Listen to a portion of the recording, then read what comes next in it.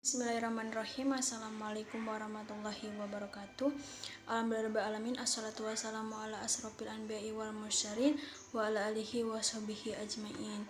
La haula wa la quwata illa billah. Saya akan menjelaskan materi tentang akhlak. Indonesia dikenal sebagai sebuah negara yang menjunjung tinggi sopan santun dan etika dalam kehidupan. Hampir di setiap daerah selalu menekankan seseorang untuk memiliki akhlak yang baik saat menjalani aktivitas sehari-hari. Maka tidak heran apabila pendidikan di Indonesia juga senantiasa mengajarkan dan menanamkan nilai-nilai akhlak dan etika. Akhlak dalam bahasa Arab berasal dari kata huluk, yang berarti tingkah laku, perangai, atau tabiat.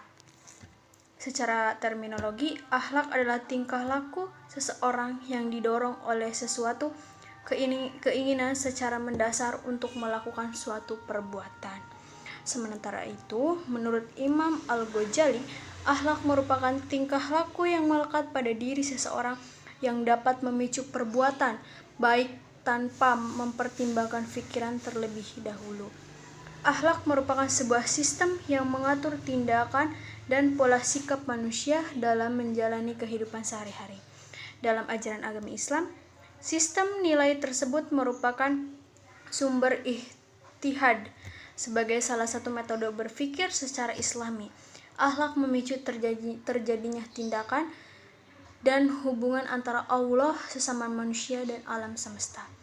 Menurut Imam Al-Ghazali, akhlak merupakan salah satu sifat yang tertanam dalam jiwa manusia yang dapat menimbulkan suatu perbuatan yang mudah dilakukan tanpa adanya pertimbangan, pemikiran lagi. Sementara itu, Muslim Nurdin mengatakan bahwa akhlak adalah sebuah sistem nilai yang mengatur tindakan manusia yang ada di muka bumi.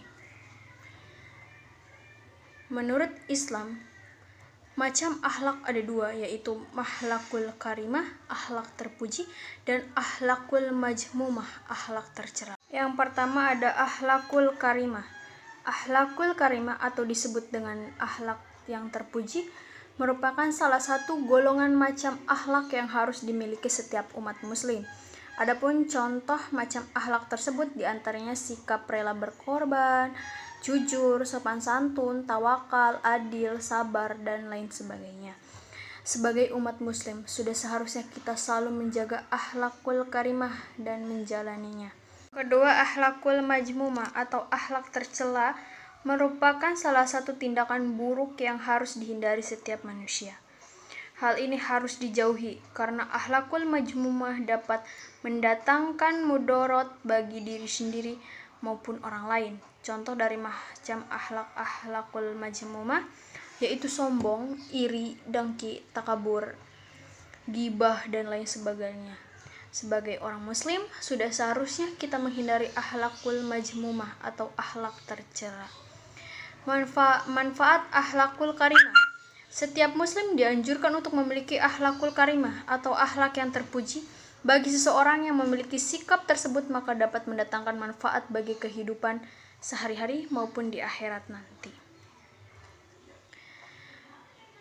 Akhlak terpuji. Manfaatnya yang pertama, dicintai Nabi Muhammad SAW. Keutamaan memiliki akhlakul karimah yang pertama ialah dicintai Rasulullah. Disebutkan dalam sebuah hadis, seorang muslim yang memiliki sifat terpuji maka menjadi orang yang dekat dengan Nabi Muhammad SAW, sebagaimana dalam hadis berikut ini. Rasulullah SAW bersabda, "Orang yang paling saya cintai dan paling dekat dengan tempat saya kelak di hari kiamat adalah mereka yang memiliki akhlak mulia. Sementara orang yang paling saya benci dan tempatnya paling jauh dari saya kelak di hari kiamat adalah mereka yang keras dan rakus, suka menghina dan sombong." Hadis riwayat Tirmizi. Yang kedua, berat timbangannya di hari kiamat. Seorang muslim yang memiliki sikap akhlakul karimah di hari akhir kelak akan diselamatkan oleh Allah Subhanahu wa taala.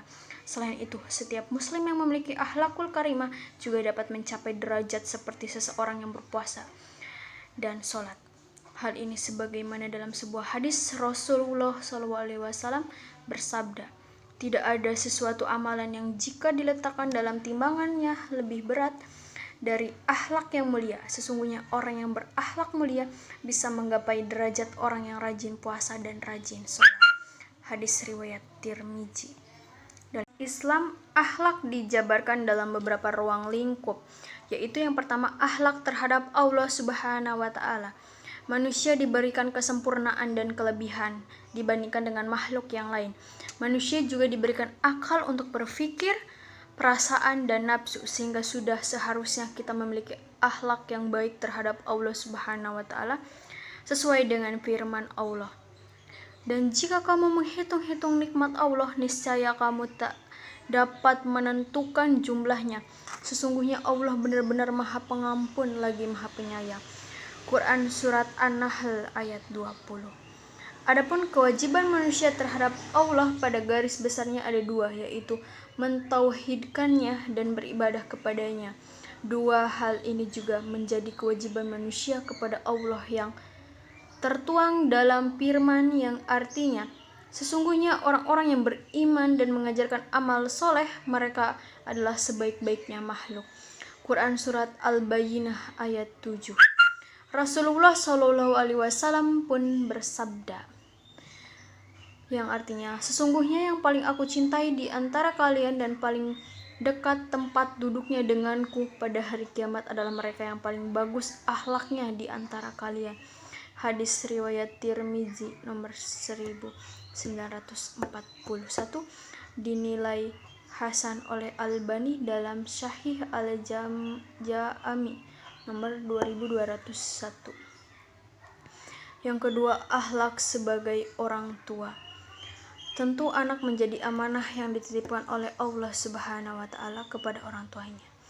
Kewajiban kita sebagai orang tua adalah memberikan nama yang baik, menyembelih hewan akikah hari ke-7 dari kelahirannya, menghitankannya, memberi kasih sayang, memberi nafkah, memberikan pendidikan terutama yang berhubungan dengan agama, dan menikahkannya dengan pasangan yang baik setelah dewasa. Yang ketiga, akhlak terhadap sesama manusia. Islam mengajarkan agar manusia selalu memelihara dan mengembangkan hubungan baik antara sesama manusia termasuk dengan tetangga. Kewajiban ini dinilai penting karena dapat mempengaruhi kualitas keimanan seseorang.